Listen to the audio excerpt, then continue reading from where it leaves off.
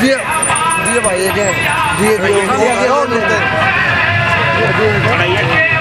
अरे साइड में हो ना, आराम आराम से भैया, आराम आराम से।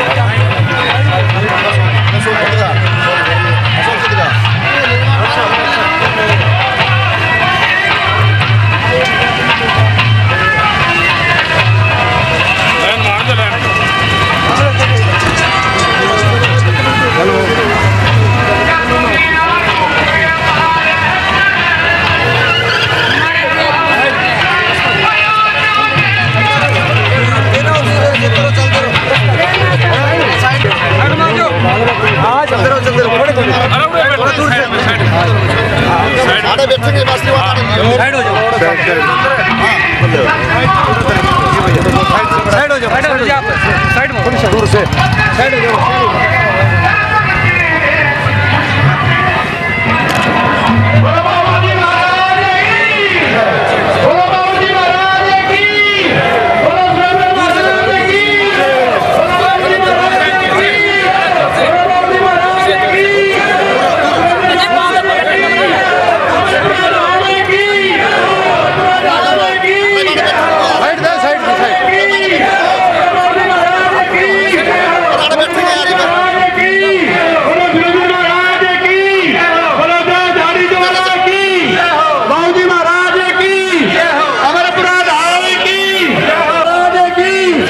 यात्रीगण बैठे भाई, महाराज जी पूरा हाथ चुके हैं। अब बैठे महाराज की बड़े बाबू जी महाराज की सभी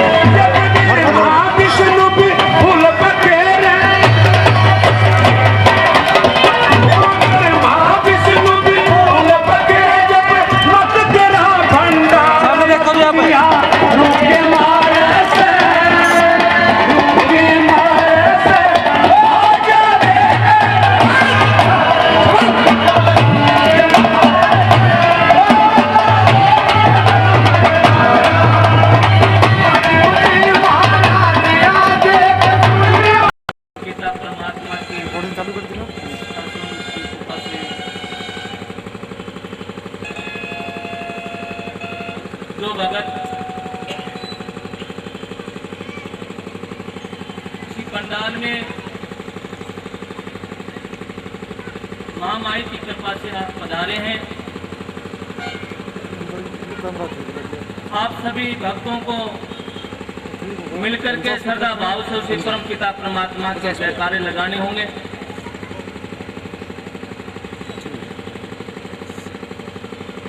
आप सभी मिलकर के बोलेंगे, धर्म की धर्म की धर्म की सनातन धर्म की सत्य धर्म की अधर्म का प्राणियों में धर्म की सत्य धर्म की। शहरवासियों, ग्रामवासियों, भक्तजनों, महामाई जगदम्बा की अति कृपा से ये जो प्रोग्राम आप भगत करवा रहे हैं, इनमें सबसे श्रेष्ठ तो धन्यवाद उन लोगों को दूंगा जो श्रद्धा भाव से सुनने के लिए इसी पंडाल में पधारे हैं। बताते हैं, सत्य के मार्ग पर चलने वाले इंसान को कुछ कठिनाइयों का सामना करना पड़ता है, क्यों? जैसे सत्य का शब्द है, सह के बाद में तय को आधा तोड़ दिया, फिर ये लगाया है सत्य। वैसे ही इंसान का ये जीवन है, ये जन्म है। आप सभी इसी पंडाल में जो श्रद्धा भाव से महामाई के गुणगान और उसी परमपिता परमात्मा की कथा सुनने के लिए आप पधारे हैं, आपको बहुत बहुत धन्यवाद। ये प्रोग्राम आपके जमाने के अच्छे सत्संगी आपके बीच सुधार की बातें बताते रहे हैं। भक्तों, सबसे बड़ा वो इंसान है जिसने अपने माता पिता की सेवा की। हर शास्त्रों में, धर्म पुराणों में, वेदों में लिखा है कि अगर परमात्मा को प्राप्त करना हो, दीन बंधु दीनानाथ को प्राप्त करना हो, सब कर सके और प्राणियों में सद्भावना दे सके और संसार में जो मर्यादा बनी है उसी मर्यादा को हम निभाते रहें और हमारी प्रकृति है इसको हम खंडन नहीं होने दें। इतने वचन करने के बाद में वो परमात्मा अपने पर खुश हो गया और हम सबको मनुष्य का शरीर दे दिया। तो भक्तों, सबसे श्रेष्ठ शरीर है तो मनुष्य का शरीर है। जब भी भगवान अवतार लेते हैं, संत महात्मा महान पुरुष बनते हैं, वेदों के ज्ञाता बनते हैं, सब मनुष्य के जन्म में बनते हैं। तो सबसे पहले तो आपको उसी भगवान को धन्यवाद देना चाहिए, प्रभु को, जो आप सबको मनुष्य का जन्म मिला है। बोले सत्य पुरुष भगवान की। नर को नारायण जैसा शरीर दे दिया, स्त्री को लक्ष्मी का रूप दिया है, नर को नारायण का रूप दिया है। संत पुरुष कहते हैं भक्तों कि नर के शरीर में ही नारायण विराजमान है। अगर उसी नारायण की खोज करनी हो तो सबसे पहले अपने हृदय को खोजो। जिसने अपने हृदय पे, जिसने अपने मन पर विजय प्राप्त कर ली, वो मान लीजिए भगवान को प्राप्त कर लिया। ये मन इसी आत्मा पे, इसी मन पे आप तब विजय पा सकते हो जब सबसे पहले माता पिता की आज्ञा का पालन कर सको। माँ बाप की सेवा की है जिस प्राणी ने, जिसने मानवता का धर्म निभाते हुए गुरुओं का आदर किया है, उसको ही भगवान की प्राप्ति हुई। भगवान को किसी ने देखा हो तो जिसने प्रेम से जी भर के अपनी माता पिता की सेवा की है, उसी प्राणी ने ही भगवान को देखा है, नहीं तो आप भगवान को नहीं देख पाते। वो भगवान लीला रचाने के लिए, हर इंसान के गर्व को मिटाने के लिए, पाप को मिटाने के लिए, पाखंड को मिटाने के लिए, अधर्म को धर्म में बदलने के लिए अवतार लेते हैं और वो सब आप लोगों में से पैदा होते हैं। बताते हैं कि जो इंसान इसी जन्म में, सबसे पहले तो मैं क्योंकि किसी इंसान के बारे में बताना चाहूंगा कि इंसान अपने आप पर जो काबू पा लेता है, वो मान लीजिए इस संसार को जीत लेता है। अपने आप को, मन को स्थिर रखने के लिए इंसान को हमेशा ब्रह्म मुहूर्त में उठना चाहिए। ब्रह्म मुहूर्त में जो प्राणी उठता है,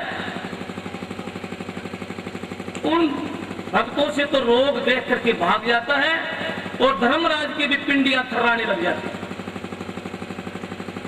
ब्रह्म मुहूर्त वो है कि सूर्य उदय से पहले, सूर्य उदय से जो पहले प्राणी उठता है, वो मान लीजिए रोग मुक्त है। और अभी इसी टाइम में तो ऐसे ऐसे भगत हैं कि रात को सोते नहीं, हिसाब किताब में लगे रहते हैं, उठने के टाइम में सो जाते हैं, फिर कहते हैं महाराज जी हमारे रोग हो गया। जब आप प्रकृति के साथ में मिलकर के नहीं चलेंगे तो आपको रोग ही रोग होगा। इसी प्रकृति की मर्यादा के साथ साथ में आप चलिए, आपको कोई रोग नहीं हो सकता। शरीर अंदर से बहुत कोमल है, बहुत निर्मल है। ये 5 तत्वों से बना है भक्तों, और अंत समय में 5 तत्वों में मिल जाता है। जो इसी संसार में जन्म लिया है उसको मिलना जरूर है, लेकिन हर इंसान अपनी नाम के लिए संसार में आता है। अपने से पहले कितने आए तो कितने चले गए। अब यहां आने की अपनी बारी आई है। अभी इसी देश का, इसी समाज का, हर जड़ चेतन जीव की रक्षा करना, उनका वजन हम सब आप लोगों के कंधे पे। जो इंसान गृहस्थी जीवन में रहता हुआ,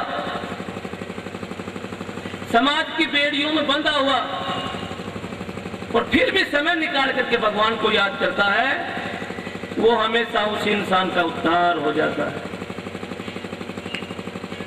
हमारे संसार में, हमारे समाज में सबसे बड़ी शक्ति नारी की शक्ति को बताया गया है।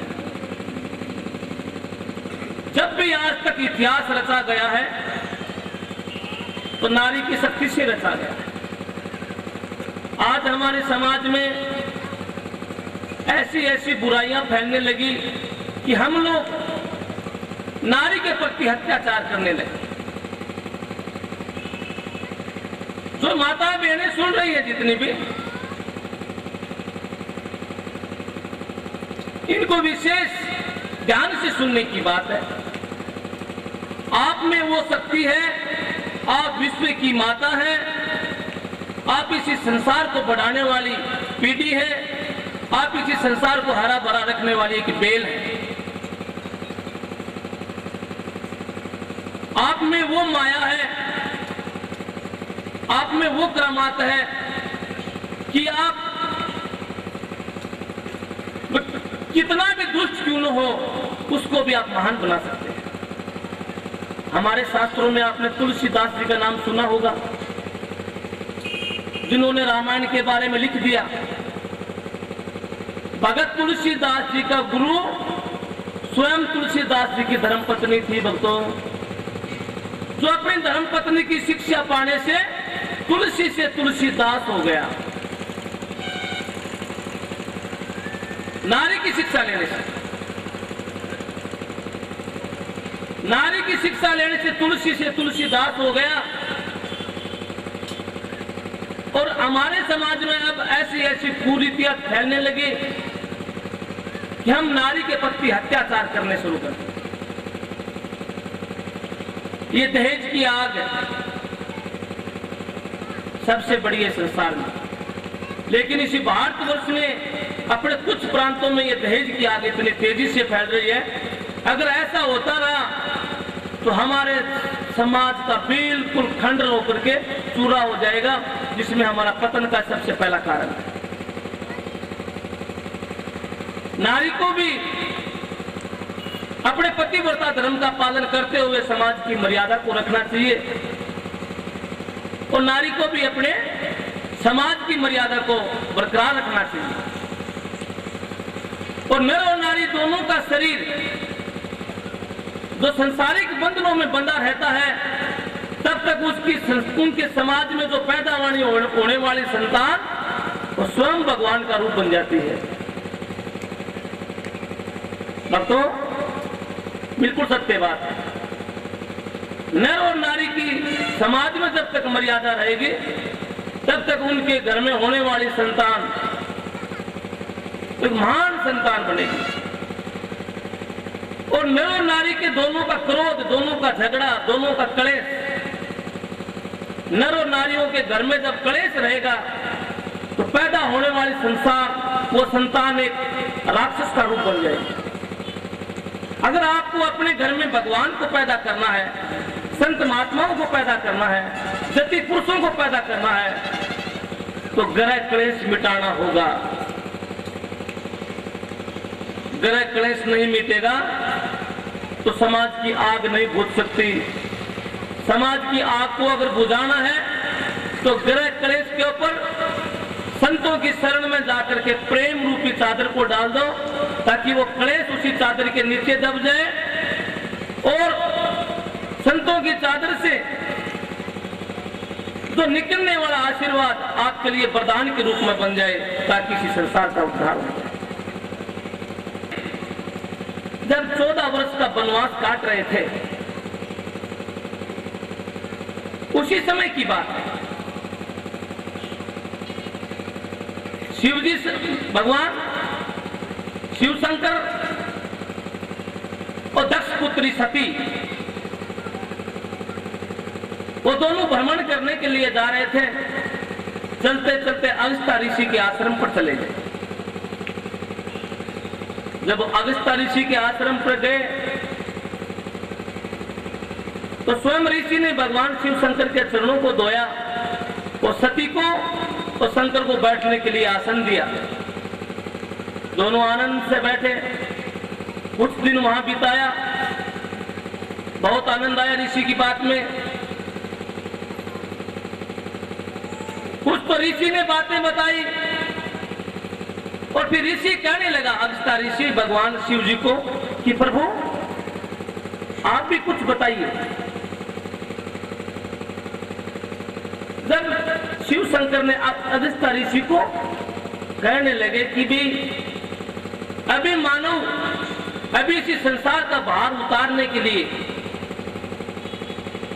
रामचंद्र के रूप में पैदा हुआ है, जो इसी संसार का भार उतारेगा। दक्ष पुत्री सती ने बड़ी प्रेम से बात सुनी। उसने आश्चर्य किया